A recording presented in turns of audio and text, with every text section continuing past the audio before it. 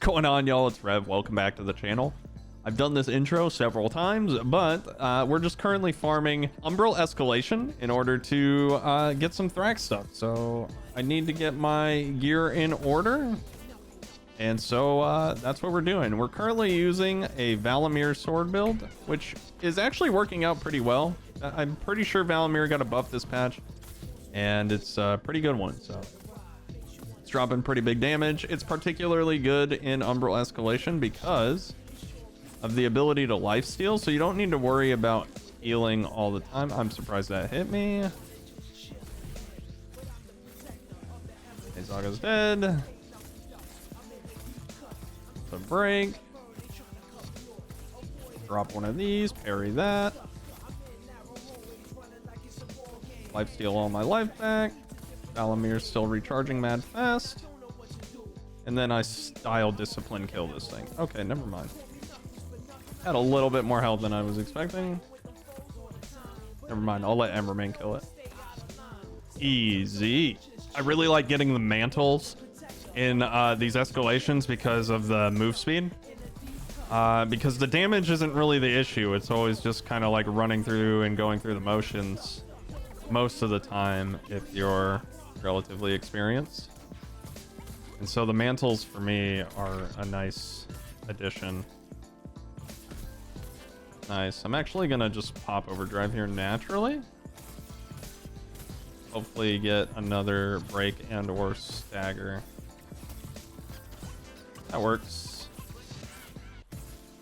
I haven't killed Shroud a lot either, so this actually works out pretty well for me. And valomyr procs, and it pretty much chunks it for a fourth of its life. It's not actually a fourth of its life, it's just it does a lot of damage and it comes up a lot faster. I think the recharge rate is actually like really cracked on it right now.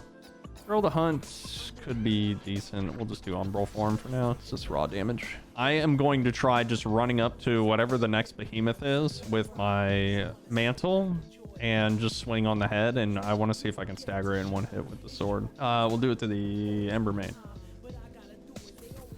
I missed. Okay, that was close.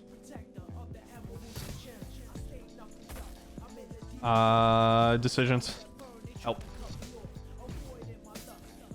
We're fine. We're fine. Pangar's helping me out with this kill. I appreciate that, Pangar. Thank you, Pangar. Come back, Pangar. I miss you. Carry that into the leg.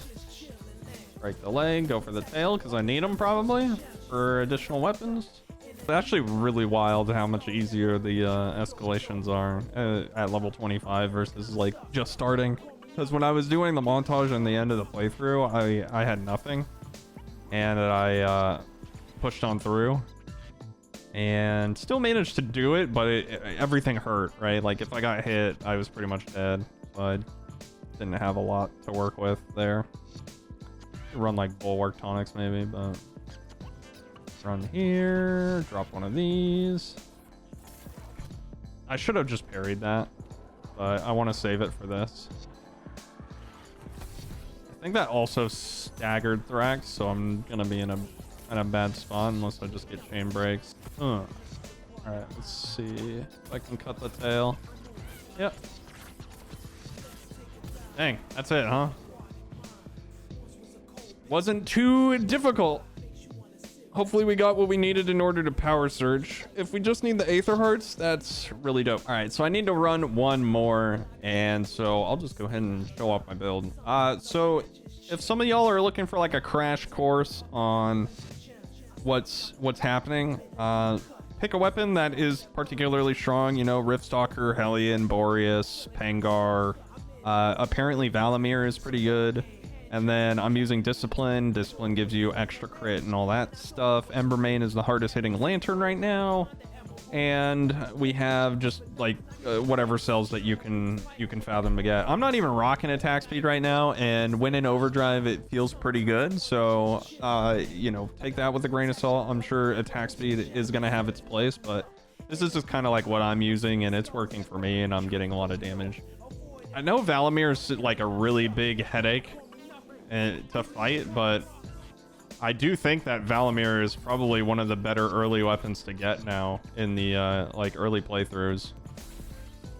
So to the people that do endure that, they're gonna have like a really nice prize, because it's a 60 power weapon with like a really cracked UE, and early players are definitely gonna be using the like the shield or Iceborne. You know, they'll have easy access to keep their health at full if they so choose.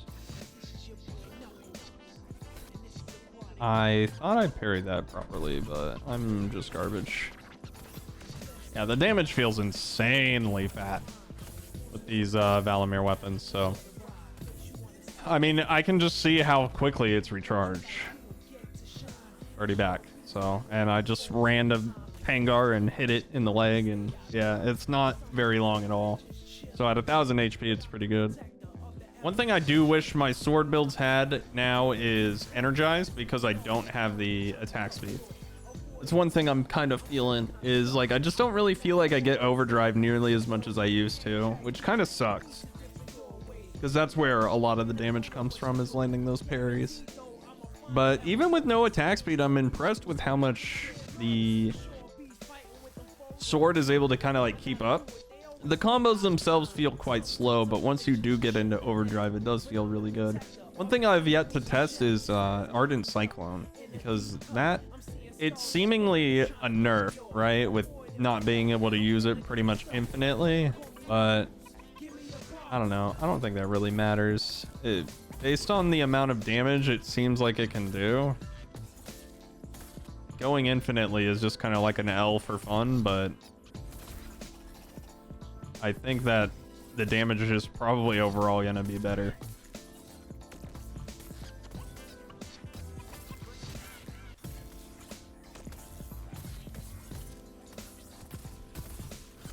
This thing is so dead. Well, like it's so dead. I had full throttle with the fully stacked discipline, and it was just GG. I'm gonna go ahead and I probably should have done executioner here, but I don't really need the 20% for Thraxx. I need more damage for round 4. Round 4 is usually the highest risk. All right, I got what I came for. I'm 6 out of 5. I just need an Aether Heart. So now that I got those boots out of the way, I want to do some testing on Evasive Fury, because I want to see if the amount of parries that the sword can do. Evasive Fury wasn't really my favorite pick, for the particular reason that Evasive Fury wouldn't proc, or it doesn't count as a dodge. It does proc Evasive Fury. Let's go. What about Avenging Overdrive, though?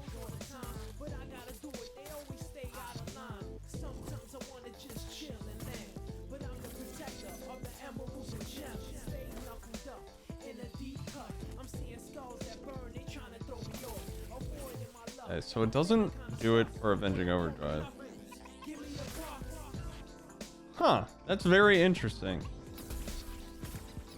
But Discipline does count as a dodge, which makes it pretty decent. Would be nice. I wonder if that's a bug. Might have to bring that up with devs. I wonder if pairing with Avenging Overdrive should, or you know, vice versa, if Discipline should not proc it. But I do think that Discipline being able to proc that stuff would be really nice. And I also think that Avenging Overdrive would make Evasive Fury really good, because you don't have to choose between attack speed or parrying. But I'm not 100% sold on Evasive Fury, but I think I'm going to commit to it for now. I think it's going to be good for general hunting in the hunting grounds. So here we have it, everybody. This is the build that I'm going to kind of run for a while. Granted, I mean, obviously it's pretty budget, but I don't have all the cells and power surge gear yet, so this is what I'm going to be rocking for a while. It's +6 cunning, which is going to amplify our discipline a little bit. I'm not 100% sold on cunning. I just want to try it for the time being, since it is passive damage, and see how well it synergizes with discipline. Evasive Fury is another cell that is just kind of like one that I really like and like to play with, which is just because it's an old cell that was one of the OG attack speed cells, and I just really like playing with it. It's pretty cool that it is able to be procced with Discipline, so that works well as well. Overpower, still very strong. Predator, still ridiculously strong, 35% still. Aether Hunter comes from the Valomyr bond, and then Etheric Attunement in the Lantern. And Embermane Lantern's dealing quite a bit of damage right now, and I'm really enjoying using that. It's still a really strong Lantern. I still really like Drask, but Embermane is just kind of the way to go right now. But that's going to do it for this video, everyone. Thank you so much for watching. If you enjoyed it, leave it a like, subscribe to the channel, and you can use creator code REVIRAD in the Dauntless in-game store or the Epic Game Store. Thank you guys so much for watching, and I'll catch you in the next one. Peace out.